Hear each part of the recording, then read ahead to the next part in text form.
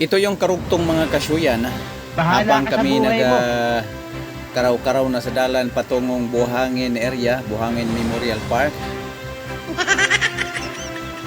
Gaya nung nasabi ko sa kabilang vlog, karugtong nito ay lilibutin namin at ito na.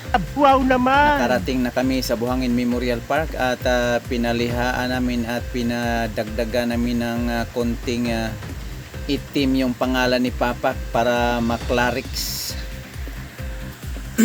Hayop ka talaga! At ayan mga kasyuyan, ito yung kaganapan sa palibot ng Buhangin Memorial Park. Tingnan nyo, napakainit at napakaaliwalas ng panahon. Maglagay kami ng candle dito kina Daddy at kay Mami. Wow naman! At maya-maya iiwanan namin sila at lilibutin pa namin doon si Randy at saka si Yuan.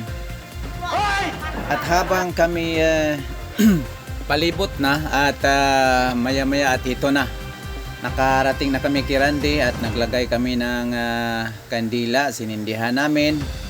At maya-maya po ay hindi na kami sayang ng oras.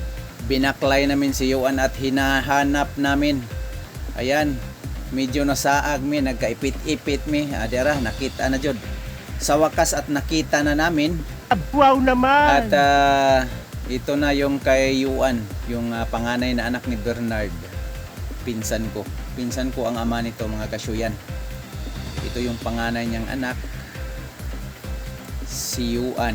At habang ako'y nagsindi ng kandila kay Yuan mga kasyuyan, ay pinapahipi-hipi ko ang kandila kasi ang lakas ng hangin hindi sumisiga.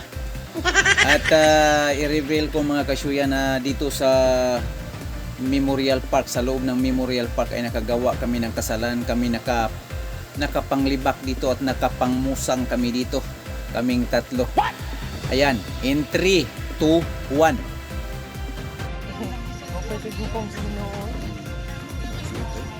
Sabay mo ibo ko sa mga mananap mo maipit eh. Yung picture diha ito gaya na siya. Naniwang ba? Ito.